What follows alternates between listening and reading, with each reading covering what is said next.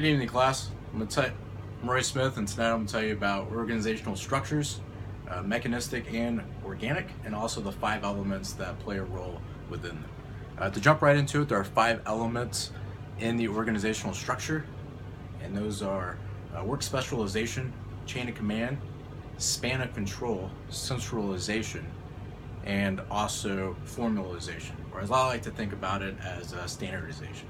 So work specialization is essentially the type of workforce that an employee needs to have in order to be successful within an organization. So it is essentially the division of labor. Who are going to be your blue-collar workers versus who's going to be your white-collar workers. The book used an example of an assembly line worker having one task, doing that one task every day, all day long, and if that individual decided to leave the company, he'd easily be able to be replaced, because then you'd only have to train the next individual to do that one particular task. Now let's say the individual was more like the assembly line workers in the Square D video that we watched in class. Not only has the company invested a lot of time, money, and training for these individuals, they can essentially accomplish the assembly line anywhere from start to finish, but they're also able to fix some basic mechanical issues that can arise. Now, if that individual left the company, that is more specialized workforce, more division of labor that has to be retrained to another individual.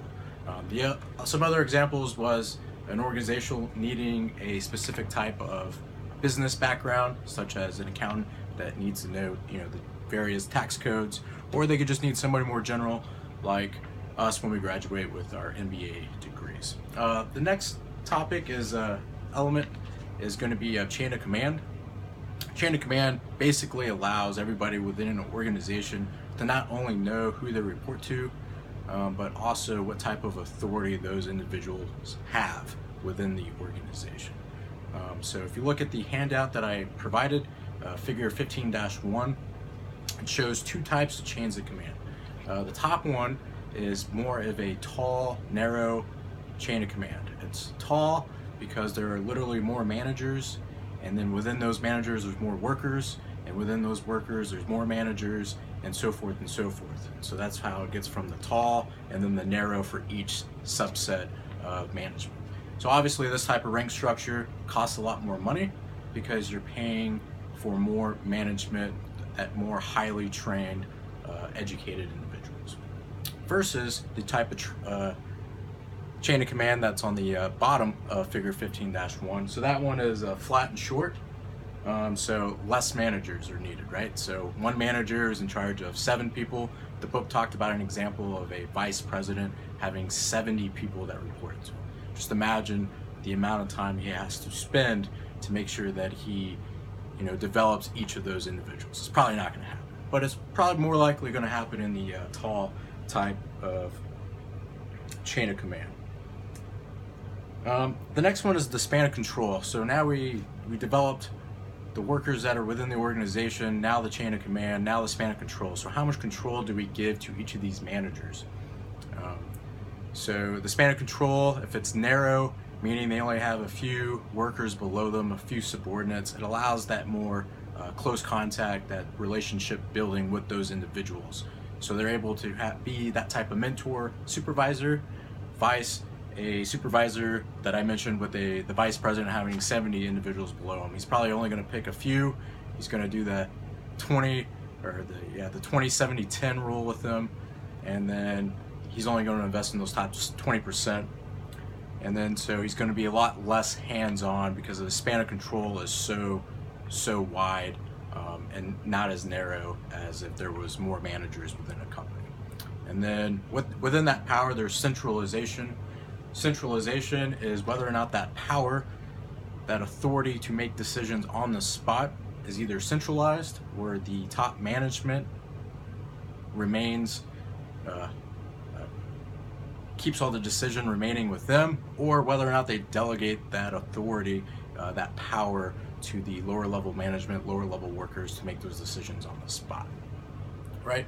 So you can usually see how if the authority is centralized, you're going to have to go through 5 bobs, right? You're going to have to go through many bosses to get any type of decision approved. And does top management, especially that vice president that has 70 workers, you think he has time to hear every single decision that needs to be made within his organization? No, he doesn't.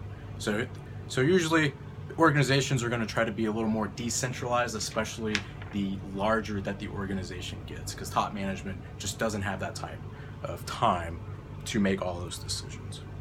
Lastly is formalization within an organization. So I like to look at it as standardization. So I didn't want to use a lot of examples of the military, but we use SOPs all the time, standard operating procedures.